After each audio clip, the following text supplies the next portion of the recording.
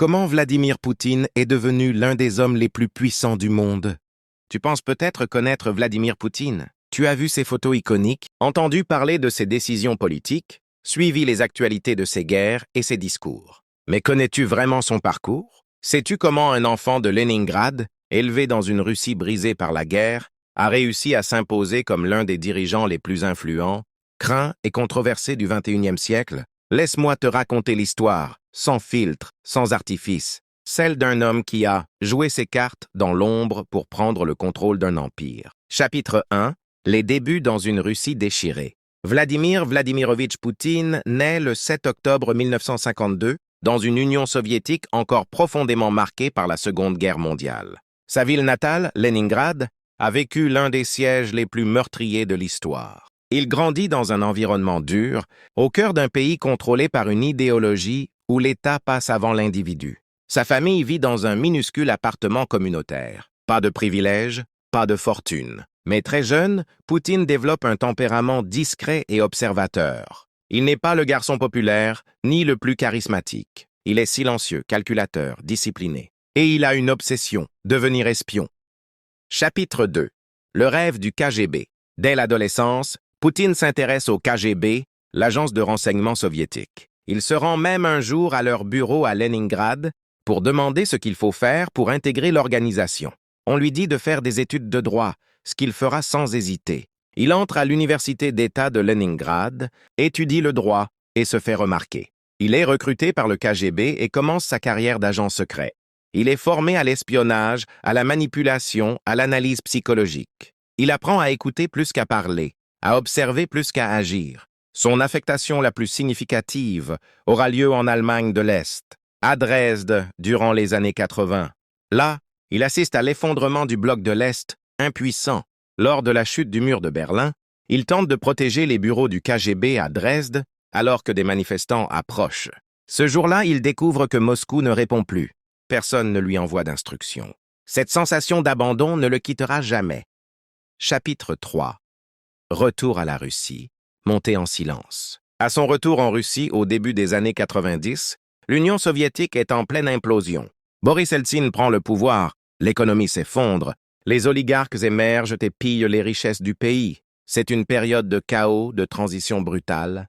Poutine quitte officiellement le KGB, mais reste toujours dans l'orbite du pouvoir. Il entre dans l'administration de la ville de Saint-Pétersbourg, où il travaille sous le maire Anatoly Sobchak. Il est discret, efficace, loyal. Ses qualités lui permettent de grimper rapidement. En 1996, il est appelé à Moscou pour intégrer l'administration présidentielle. Très vite, il devient un homme de confiance du cercle rapproché de Boris Eltsine. En 1998, il devient le chef du FSB, successeur du KGB. Et l'année suivante, Eltsine le nomme Premier ministre. À ce moment-là, presque personne ne le connaît. Mais les événements vont s'enchaîner. Chapitre 4. L'arrivée au sommet. En 1999, la Russie fait face à une nouvelle guerre en Tchétchénie. Poutine adopte un ton ferme. Il promet d'éradiquer le terrorisme.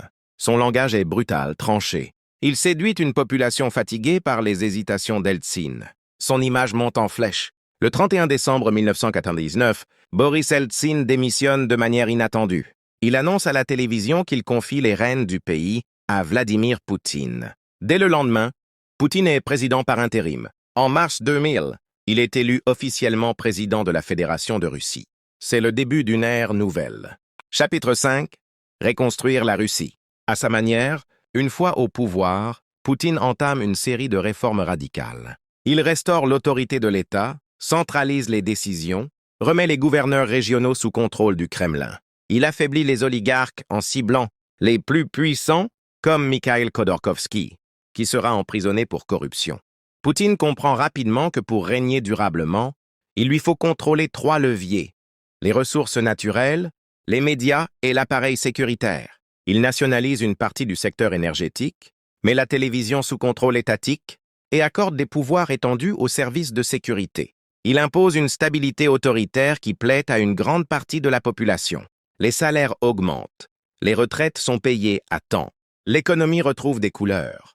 Pour beaucoup de Russes, Poutine est l'homme qui a redonné de la dignité à un pays humilié. Chapitre 6. L'homme fort face à l'Occident. Poutine a une vision stratégique claire. Il considère que l'expansion de l'OTAN à l'Est est une menace. Il voit l'ingérence occidentale comme une agression. En 2007, lors de la conférence de Munich sur la sécurité, il prononce un discours qui marque une rupture. Il accuse ouvertement les États-Unis de chercher à dominer le monde et prévient que la Russie ne restera pas passive. En 2008, la Russie entre en guerre contre la Géorgie.